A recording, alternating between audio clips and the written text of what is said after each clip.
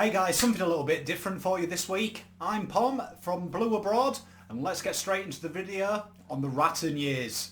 On the 24th of July 2007, Brett Ratten replaced Dennis Pagan as the caretaker coach for the remainder of the season. The three-time best and fairest winner and the Premiership player had returned to his spiritual home at the start of the season as assistant coach to Dennis Pagan.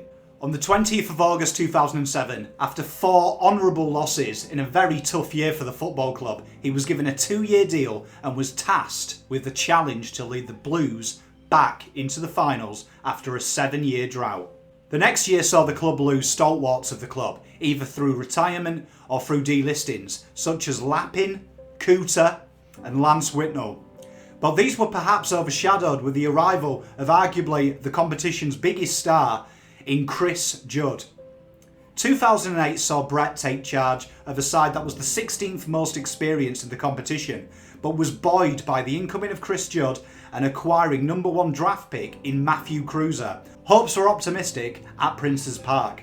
A tough few losses at the start of the year to Richmond Saints and a high-scoring defeat to Essendon were forgotten about in round 4, when in front of 78,000 fans at the G, they defeated old enemy Collingwood by 23 points, playing an intense attacking brand of football, showcasing elite ball movement and quick transition in a game in which Chris Judd and Brendan Favola had 26 touches and 7 goals respectively.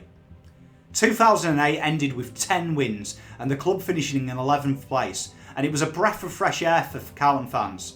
Ratten had moved away from the archaic, slow, pagan style of football and showed a style of football that was more familiar with Brett Ratten's own game plan as a player, which culminated in tough ball winning and retaining possession using short, sharp ball movement. 2009 was a year Carlton broke an 8-year duck and finally made finals. It showcased Ratten's attacking game plan, and this was pinpointed by having 7 games in which the club won by 40 points or more.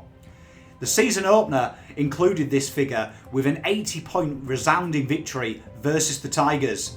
They came unstuck against the Lions despite having beaten them in the regular season twice, but they bowed out to them by 7 points.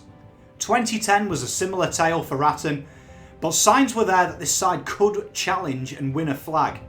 Despite losing mercurial goal kicker Brendan Favola to the Lions, Betts, Gartlett and Jared Waite stepped up and spread the love for the club, and they were the 5th most potent goal-kicking side in the competition.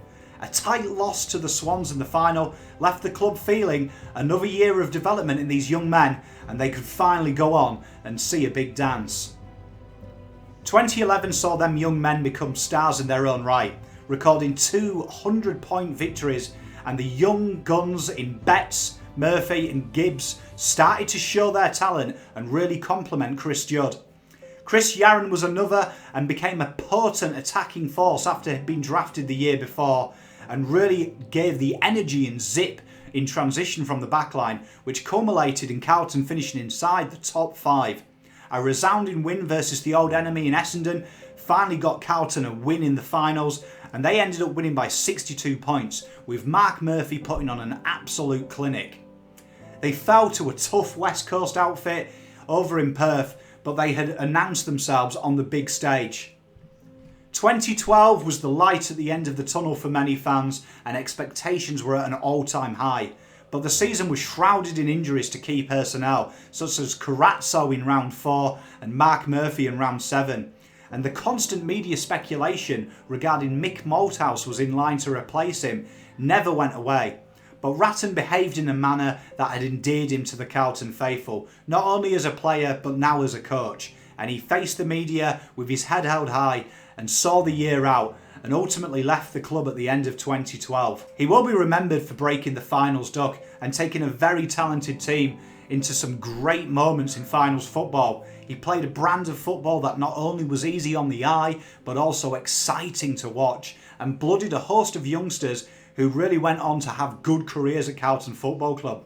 2012 may have been the black mark, and there may be a black mark there was no grand final appearance, but this was the best coach we'd had since Parkin, and brought a feel-good factor to Carlton, the fact it was one of our very own. He's now at St Kilda, and I'm sure I speak for every Carlton fan, and we wish him the best of luck. But that was the Brett Ratten years. So there we have it. There's Brett Ratten's years at Carlton Football Club. Let me know, what was your favourite Ratten moment? I'd love to know your thoughts. I will be doing some Ratten games coming up, where I'll be doing a bit of a review and a bit of a TPI analysis of it. I look forward to hearing for your feedback. Be sure to like and subscribe to the channel. Hit the notification bell so you can get some more content. And as always, enjoy isolation. Stay navy blue, folks.